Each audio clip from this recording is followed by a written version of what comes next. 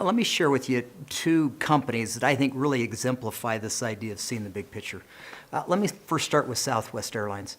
A real challenge with entrepreneurs and business leaders is really balancing a lot of the moving parts. You might have a company that really focuses on profit, but they somehow don't do so well around their employees or their customers. Or they may be so focused on growth that they ignore cash and they run into trouble. Southwest, interestingly, they've been in business about 40 years. They've never had a loss in their 40-year history. That's amazing for an airline.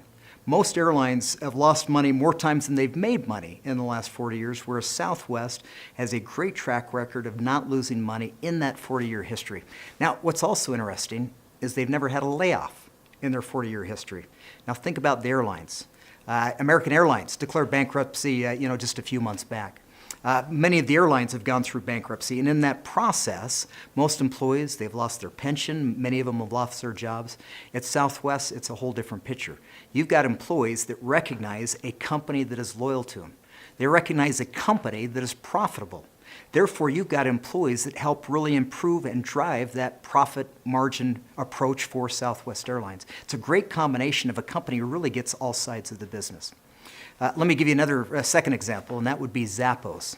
Zappos, based in Las Vegas. If you're not familiar with Zappos, they sell shoes and they do it over, online. So you can order shoes, they ship them to you free. If you like them, you keep them. If you don't, you ship them back free. Really an interesting model. And because of that and their phenomenal customer service, they've actually had great growth and great profits. Now, here's an interesting story. I actually heard from their CEO, Tony Hsieh, a few months back. He was talking about their hiring process, and he says there's really two sets of interviews. One set of interviews is around, can this person actually do the job? Do they have the skills? The other set of interviews is around, will they fit into this culture? And so it's pretty rigorous to actually get an interview and then even hired at Zappos. Once you're hired, you go through a 5-week training process. Everybody, including a CFO or a head of HR, has to go through that orientation, including they've got to be on the phone 2 weeks actually taking orders from the customer. So you can imagine how much time, money, and effort is spent to get them past this 5-week orientation process. Now here's the interesting part.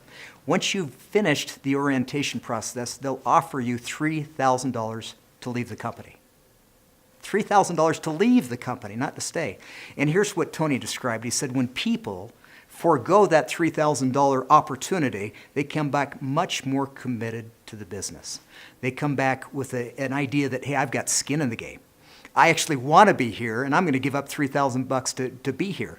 And most of the employees of that organization, $3,000 is a lot of money. So again, Zappos, another organization that really sees that big picture.